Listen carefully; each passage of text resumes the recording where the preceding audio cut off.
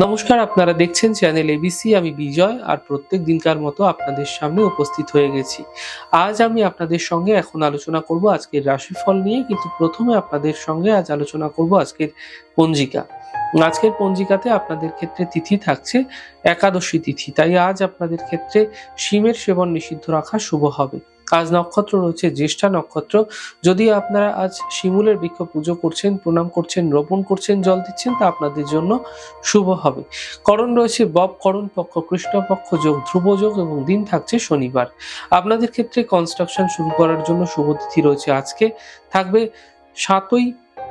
7টা13 থেকে 11টা11 পর্যন্ত। এই সময়কালে যে কোনো কনস্ট্রাকশন শুরু করে বিশেষ ফায়দা পেতে পারেন।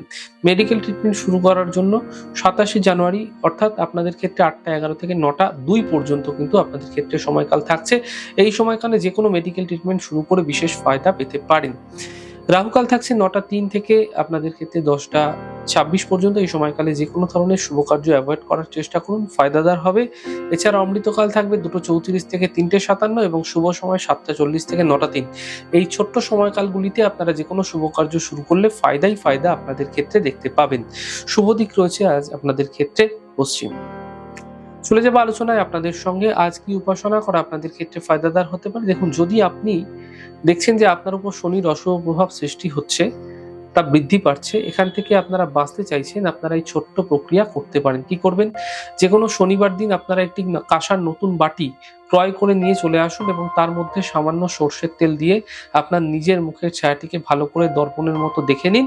দেখা হয়ে গেলে সেই তেলটিকে কোনো অশ্বত্থ বৃক্ষের গোড়ায় প্রদীপের মধ্যে ঢেলে কলতে দিয়ে জ্বালিয়ে দেবেন। এই প্রক্রিয়া ক্রমাগত করে গেলে শনির অশুভ প্রভাব কম হতে দেখা যাবে এবং আপনার ক্ষেত্রে আশা করা ছোট ছোট যে বাধা বিঘ্ন যেগুলো আসছিল সেগুলো কিন্তু দূর হতে দেখা যাবে। প্রত্যেক দিনকার মতো আজকের কুইজের প্রশ্ন থাকছে আপনাদের জন্য যে জ্যোতিষে ইন্দ্র কোন গ্রহকে বলা হয়ে থাকে। যদি আপনাদের প্রশ্নের উত্তর জানা থাকে তাহলে হোয়াটসঅ্যাপ নাম্বারে অবশ্যই আপনাদের প্রশ্নের উত্তর জানাতে পারেন। আর গতদিনকার প্রশ্নের সঠিক উত্তরদাতার নাম সোমা মাইতি। চলে যাব আলোচনায় আপনাদের সঙ্গে রাশিফলের আলোচনায় প্রত্যেকদিন যেরকম আপনাদের সঙ্গে আলোচনা করে থাকি, আজও একইভাবে একই প্রকারে আপনাদের সঙ্গে আলোচনা করব রাশিফলের প্রথম রাশি। প্রথমে আপনাদের ক্ষেত্রে মেষ রাশি। স্বাস্থ্যের ক্ষেত্রে বিশেষ খেয়াল রাখুন, আর্থিক হানি হতে পারে, পরিবারের শান্তি বজায় রাখার চেষ্টা করুন। শুভ রং নীল, শুভ সংখ্যা 6। বৃষ রাশি। আর্থিক স্থিতি মজবুত হবে, কর্মের যে চাপ সেটা কমবে, পরিবারে খুশি বৃদ্ধি পাবে। শুভ রং গোলাপি, শুভ সংখ্যা 2। মিথুন রাশি। কর্মে কিছু পরিবর্তন হতে পারে, আর্থিক স্থিতি মজবুত হতে দেখা যাবে, শিক্ষা প্রতিযোগিতায় সাফল্য মিলতে দেখতে পাবেন। শুভ রং গোলাপি, শুভ সংখ্যা 7। কর্কট রাশি। থেমে থাকা সকল কাজ শেষ হবে, কর্মে সাফল্য মিলবে, মানসিক চিন্তা দূর হতে দেখা যাচ্ছে। শুভ রং আকাশী, শুভ সংখ্যা 2। সিংহ রাশি। স্বাস্থ্যের খেয়াল রাখুন, কর্মে সমস্যা হতে পারে, গাড়ি সাবধানে চালান। শুভ রং আকাশী, শুভ সংখ্যা 3। কন্যা রাশি। আর্থিক স্থিতি মজবুত হবে, গাড়ি ক্রয় করতে হতে পারে, ছোট কোনো যাত্রা হতে পারে এই সময়কালে। শুভ রং সাদা, শুভ সংখ্যা 9। তুলা রাশি। মানসিক চিন্তা দূর হবে, কর্মের সাফল্য মিলবে, আর্থিক সমস্যার সমাধান হতে দেখতে পাবেন।